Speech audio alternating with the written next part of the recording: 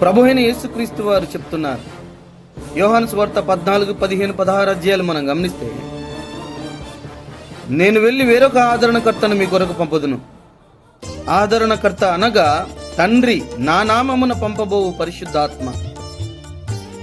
మరి పరిశుద్ధాత్మ వచ్చి ఏం చేస్తాడంటే, యేసుక్రీస్తు వారు చెప్తున్నారు, నన్ను గూర్చి సాక్ష్యం ఇస్తాడు, మిమ్మల్ని సర్వసత్యములోనికి నడిపిస్తాడు. ఈరోజు పరిశుద్ధాత్మ నాలో ఉంది, అందుకే నేను మరి ప్రతి వారం నేను మందిరానికి వెళ్తున్నాను అంటావేమో. అలాగైతే ఆనాడు పరిసయ్యులు కూడా క్రమం తప్పకుండా వాళ్ళు విశ్రాంతి దినాన్ని పాటించేవాళ్ళు. పరిశుద్ధాత్మ నాలో ఉంది,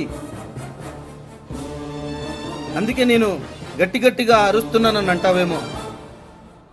అలాగైతే అన్యులు కూడా అలాగే గట్టిగా అరుస్తున్నారు.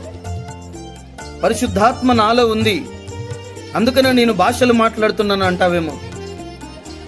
అలాగైతే దెయ్యములు కూడా భాషలు మాట్లాడుతున్నవి.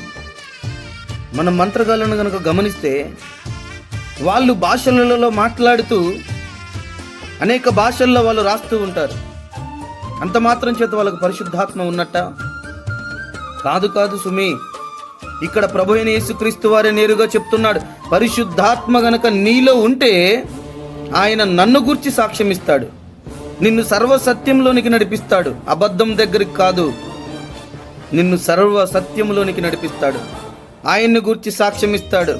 పరిశుద్ధాత్మ నీలో ఉంటే నువ్వు యేసు దగ్గరికి నేరుగా నడుచుకుంటూ వెళ్తావు.